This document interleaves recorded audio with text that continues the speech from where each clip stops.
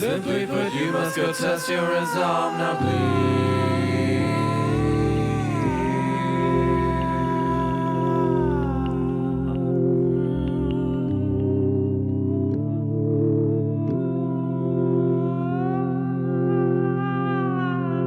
Андрей Мацко. Воскрешение.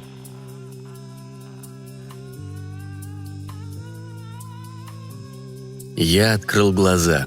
В отражении вместо 30-летнего мужчины на меня глядит залитый кровью старикан с заплывшими глазами и распухшей верхней губой. Я улыбаюсь ему и тут же корчусь от боли. Отражение в наполненной водой деревянной катке не отстает. Я мысленно посылаю ему сигнал держаться, потому что прекрасно понимаю. Конец близок. «Он нелюдь! Он волк! Все это время, пользуясь нашими благами, рядом с нами жил грешник, истинный зверь, подонок, место которому в огне!» С каждой брошенной фразой из гнилого рта старейшины вырываются потоки слюны, летящие на обступивших его людей. Но какой же отвратительный голос, писклявый, мерзкий, как и сам Верай. Не вождь, не лидер, просто истеричная баба. А собравшиеся возбуждаются и лютуют все больше, переходя на крик. Заводятся. Некоторые продолжают метать камни. Иногда попадает по телу, голове пока везет. Она свое получила чуть раньше. Я запомню и Верая, и каждого из них. Тех, кого считал ближе остальных, запомню получше. Принимать от них удары всегда больнее. Зилла, Тирон, Камме. Ваши тумаки я сохранил в памяти. Каждый удар, каждую пощечину, каждую плеть. Спокойный и рассудительный Нардал. Куда ты подевался, лишь заслышав историю этого лживого человека? Где ты сейчас? Почему вместо тебя, одного из многих, кому я помог, и немногих, с кем мог поговорить, стоит зверь с перекошенным лицом? Ты бросил камень и попал мне в глаз. Ударил, плюнул и проклял, желая моей смерти. Я запомнил. Я и так обречен, Нардал. А ты? Тебе-то это зачем? Каждый камень, брошенный тобой сегодня, может полететь в тебя завтра. Если бы ты взял пример жены и просто стоял рядом, обняв свою Ривию и закрывая ее глаза от этого кошмара, чтобы она не видела своих соплеменников, терзающих меня, разрывающих на части, чтобы не видела тебя. Если бы, но ты выбрал другой путь, и я не стану тебя ни в чем обвинять. Я просто запомнил. «Он выродок! Поступки, подобные совершенному, не прощаются! Вера в его невинность иссякла! Ни один человек не сделает подобного! А значит, перед нами не человек!» Старейшина продолжает плеваться. Даже до меня долетают слюни из его черного рта. Кажется, он заводит не только толпу, но и сам себя. Неказистое правление бездарности, а я – его шанс продлить власть. Он думает, что безнаказанно сможет пудрить головы людям еще долгое время.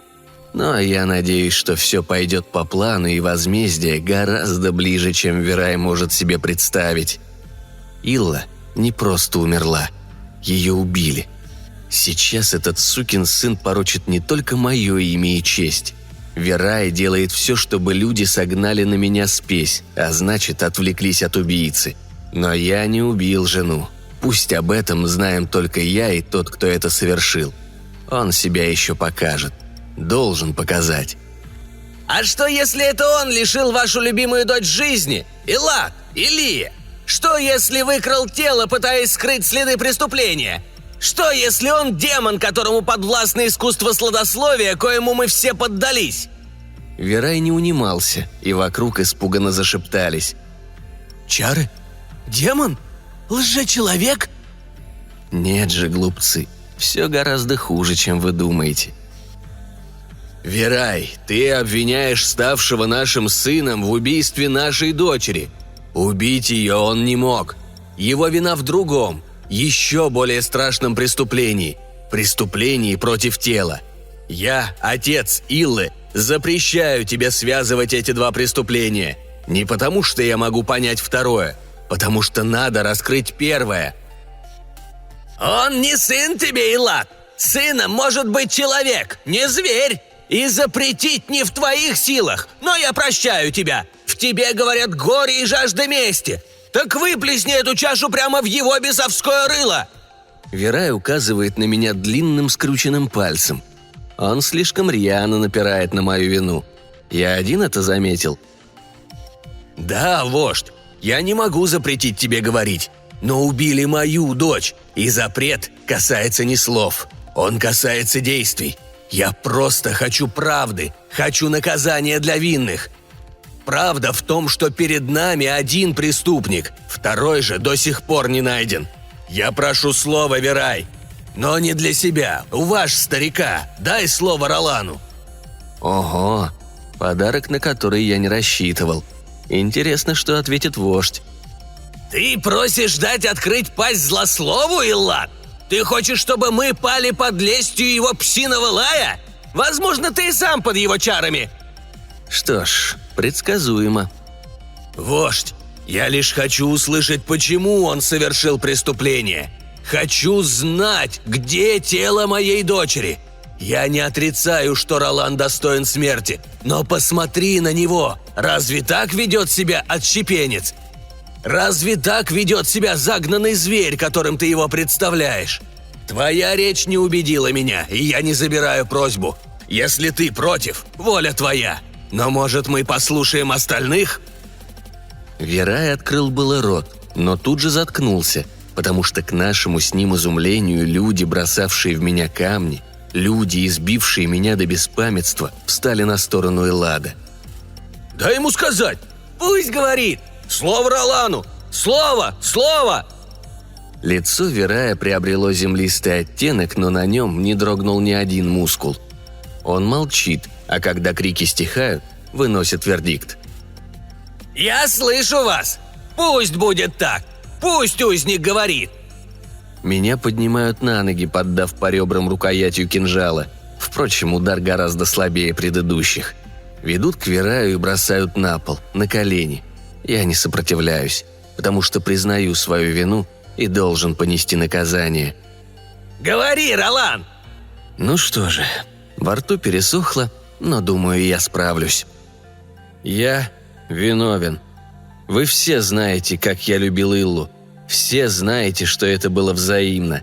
Мне стоило огромных усилий завоевать уважение Эллада и Илии. Все вы знаете, как счастливы мы были, назначая дату нашей совместной луны. И всем известно, что наша первая луна стала последней, потому что Илла умерла. Ее убили. Коварно, вероломно. И об этом всем вам хорошо известно. Она умерла ночью в ритуальном платье, перепутав убийцу со мной. Верай пытается обвинить в ее смерти меня, прекрасно зная, что я стоял на посту и должен был вернуться 2 часами позднее. Это подтвердили караульные. И я вернулся, найдя ее мертвой. Кто же убийца? Кто имел мотив? Кому так сильно не давало покоя чужое счастье? Возможно, ты ответишь, Верай. Верай молчит. Его взгляд полон презрения. Я продолжаю. «Я виновен. Сломленный горем я ушел из деревни. Меня не было несколько дней, и никто не имеет понятия, где я был и что делал.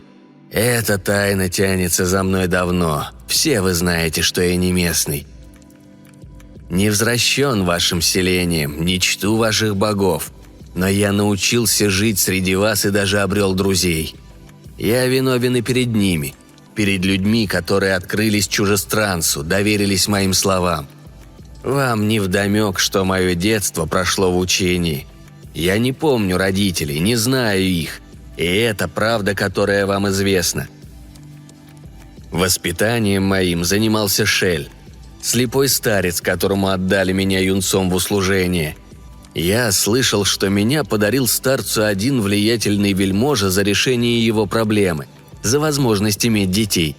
Другой правды я не знаю, поэтому придерживаюсь этой. Шель учил меня не только быть хорошим слугой. Он увидел во мне нечто большее, хоть никогда этого не говорил. Порой слова излишни, я просто это чувствовал. Мы жили далеко от остальных, в горах, в пещере, в которой всегда царил холод. Я не знаю, для чего нужны такие страдания. Учитель же говорил, что я все пойму, когда придет время. Обучение давалось легко.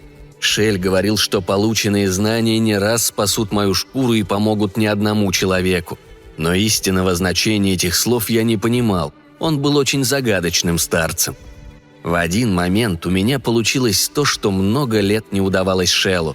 Учитель с тех пор глядел на меня как-то по-особенному, наверное, потому что я превзошел его. С того времени меня больше не касалась плеть. До смерти Иллы. Иллат и Илия, я ушел в горы. Беда надломила меня, а чувства, не находившие выхода, сводили с ума. Через несколько дней после похорон я взял вина и отправился к склепу. Сидел там до поздней ночи, разговаривал с Иллой, словно с живой. Я рыдал и даже пустил себе кровь по пьяни. Вот раны. «Где тело, Ролан? Куда ты ее дел?» Я виновен. До сих пор не понимаю, как все произошло. Илат, Илия, ваша дочь вернулась к жизни. Ропот, нарастающий, словно гул приближающегося осиного роя. Агрессивный, злой. Я слышу их голоса сначала по отдельности, затем они сливаются воедино, в гул, сквозь который доносятся режущие уши скрипения вождя. «Я говорил вам, он демон, истинно!» Но Верая заглушили. Когда это произошло, Илат поднял руку, призывая к молчанию тех, кто все еще не прекратил возмущаться. «Допустим, Ролан. В это тяжело поверить, но... Допустим. Я принимаю это, потому что хочу услышать правду, какой бы тяжелой она ни была. Продолжай». «Если вы готовы слушать, но будет тяжело, предупреждаю. Последующие события не имеют объяснения. Они просто есть, и они могут показаться вам отвратительными». «Боги! Но я готов, Ролан! Поведай нам правду!» Ну что ж, это ваше желание, и, видимо, мое последнее слово. Я вижу реакцию людей, я чувствую ее на себе. Мои раны все еще болят. Я продолжу, но смею просить о последнем желании. Обещайте мне быструю смерть, и что тело мое оставит на съедение воронам на 2-3 горы.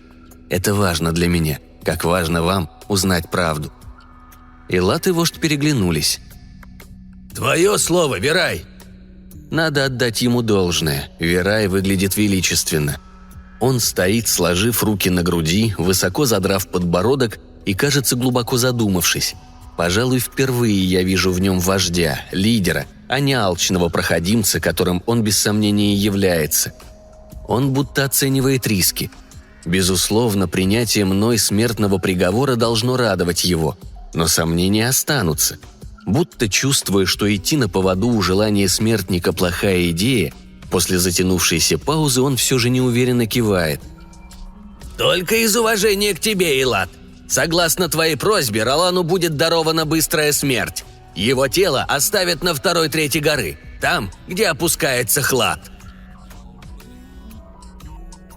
Я сдвинул плиту. Мне хотелось в последний раз взглянуть на свою любовь. Повторюсь, я был пьян.